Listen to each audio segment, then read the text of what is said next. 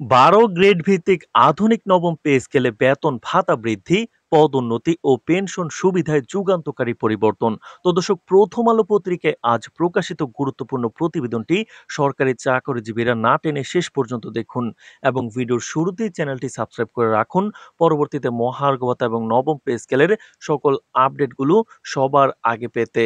তো দর্শক, বাংলাদেশের সরকারি চাকরিজীবীদের দীর্ঘ দিনের প্রতীক্ষার অবসান ঘটতে যাচ্ছে। সরকারি কর্মচারীদের বেতন ভাতা, পদোন্নতি এবং পেনশন সুবিধার ক্ষেত্রে যুগান্তকারী পরিবর্তন আনা হয়েছে নবম জাতীয় বেতন কাঠামোর মাধ্যমে, যা কার্যকর হবে এই বছরের সেপ্টেম্বর থেকেই।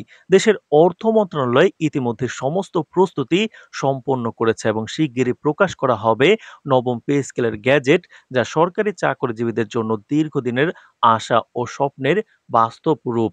তো দর্শক, নবম পে স্কেলে ১২টি গ্রেড ভিত্তিক আধুনিক কাঠামোর মাধ্যমে প্রবর্তিত হবে, যা দেশের অর্থনৈতিক বাস্তবতা ও সরকারি চাকরিজীবীদের দীর্ঘমেয়াদী স্বার্থকে গুরুত্ব দিয়ে সাজানো হয়েছে, যা তাদের দৈনন্দিন জীবনের ব্যয় ও ভবিষ্যৎ আর্থিক নিরাপত্তা নিশ্চিত করবে।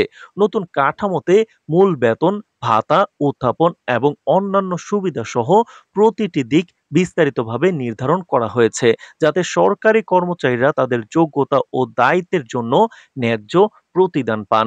তো দর্শক, অর্থ মন্ত্রণালয়ের সূত্রে জানা গেছে, নবম পে স্কেল কার্যকর হওয়ার সঙ্গে সঙ্গে পদোন্নতি প্রক্রিয়ায় গতি আরও ত্বরান্বিত করা হবে। দীর্ঘ সময় ধরে স্থবির থাকা পদোন্নতি ও পেনশন প্রক্রিয়া নতুন কাঠামোর প্রবর্তনের পর আরও স্বচ্ছ ও দ্রুত কার্যকর করা হবে। তো দর্শক, ভিডিওটির এই পর্যায়ে এসে এখন পর্যন্ত যারা চ্যানেলটি সাবস্ক্রাইব করেননি, অবশ্যই সাবস্ক্রাইব করে রাখুন পরবর্তীতে মহার্ঘ ভাতা এবং নবম পে স্কেলের সকল আপডেটগুলো সবার আগে পেতে। তো দর্শক, এই পদক্ষেপের ফলে সরকারি চাকরিজীবীরা তাদের চাকরির মর্যাদা ও আর্থিক নিরাপত্তা আরও নিশ্চিত করতে পারবে।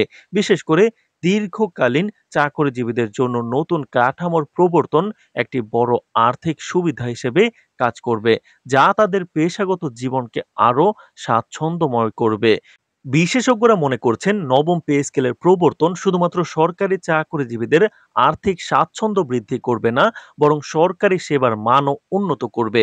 কারণ কর্মীরা যখন তাদের যোগ্যতা ও প্রচেষ্টার জন্য যথাযথ বেতন ও সুবিধা পাবেন, তখন তাদের মনোবল বৃদ্ধি পাবে এবং সরকারি খাতের উৎপাদনশীলতা ও কার্যকারিতা উল্লেখযোগ্যভাবে বৃদ্ধি পাবে। অর্থাৎ এটি শুধু ব্যক্তিগত আর্থিক সুবিধার পরিবর্তন নয়, সমগ্র সরকারি ব্যবস্থার উন্নতির প্রতিফলন ঘটাবে।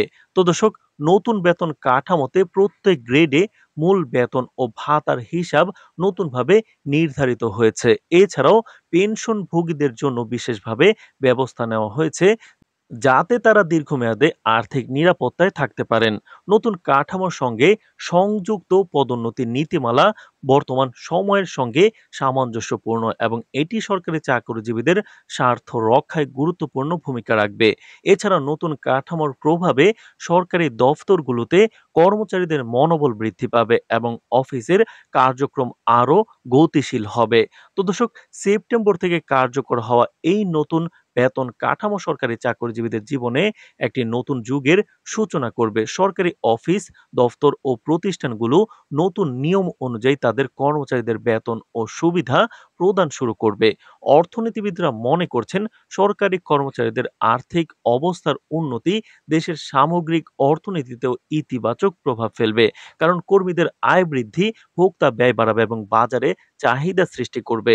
তো দর্শক, ভিডিওটির এই পর্যায়ে এসে এখন পর্যন্ত যারা চ্যানেলটি সাবস্ক্রাইব করেননি, অবশ্যই পরবর্তী আপডেটগুলো পেতে চ্যানেলটি সাবস্ক্রাইব করে ভিডিওটি কন্টিনিউ করুন। নতুন বেতন কাঠামোর বাস্তবায়ন তাদের জীবনের আর্থিক নিরাপত্তা নিশ্চিত করার পাশাপাশি পেশাগত মনোবল ও কর্মদক্ষতা বাড়াতে সহায়ক হবে।